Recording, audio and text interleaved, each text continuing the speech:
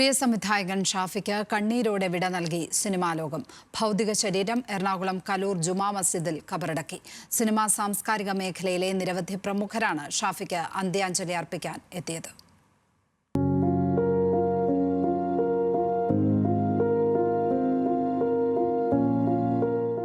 കൊച്ചിയിലെ സ്വകാര്യ ആശുപത്രിയിൽ ചികിത്സയിലിരിക്കെ പുലർച്ചെ 12:25 കൂടിയായിരുന്നു പ്രിയ സംവിധായകൻ ഷാഫി ലോകത്തോട് വിട പറഞ്ഞത്. രാവിലെ തന്നെ ഇളമക്കരയിലെ വീട്ടിലേക്ക് മൃതദേഹം എത്തിച്ചു. കേന്ദ്രമന്ത്രി സുരേഷ് ഗോപി, നടന്മാരായ ലാൽ, ഇന്ദ്രൻസ് എന്നിവർ വീട്ടിലെത്തി അന്ത്യാഞ്ജലി അർപ്പിച്ചു. ഇനിയും ഒരുമിച്ച് സിനിമകൾ ചെയ്യണമെന്ന് ആഗ്രഹിച്ചതിന്റെ ഇടയിലാണ് ഷാഫിയുടെ അപ്രതീക്ഷിത വിടവാങ്ങലെന്ന് നടൻ ഇന്ദ്രൻസ് പറഞ്ഞു. ഒരുപാട് ഇനി വർക്ക് ചെയ്യാനും ഒത്തിരി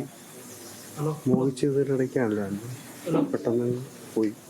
വീട്ടിലെ പൊതുദർശനത്തിന് ശേഷം മണപ്പാട്ടിപ്പറമ്പ് കൊച്ചിൻ സഹകരണ ബാങ്ക് ഹാളിൽ മൃതദേഹം പൊതുദർശനത്തിനായി എത്തിച്ചു. നൂറുകണക്കിന് ആളുകൾ പ്രിയ സംവിധായകനെ ഒരു നോക്ക് കാണാനായി സഹകരണ ബാങ്ക് ഹാളിലെത്തി. നടന്മാരായ മമ്മൂട്ടി, പൃഥ്വിരാജ്, മന്ത്രി പി രാജീവ്, സംവിധായകരായ വിനയൻ, സിബി മലയിൽ തുടങ്ങിയവരും അന്തിമോപചാരമർപ്പിച്ചു.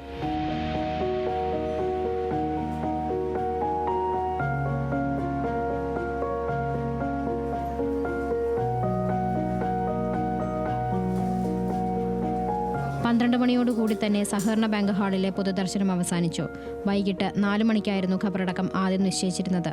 എന്നാൽ ഉച്ചകഴിഞ്ഞ് 2:30 മൃതദേഹം കലൂർ ജുമാ മസ്ജിദിൽ ഖബറടക്കി.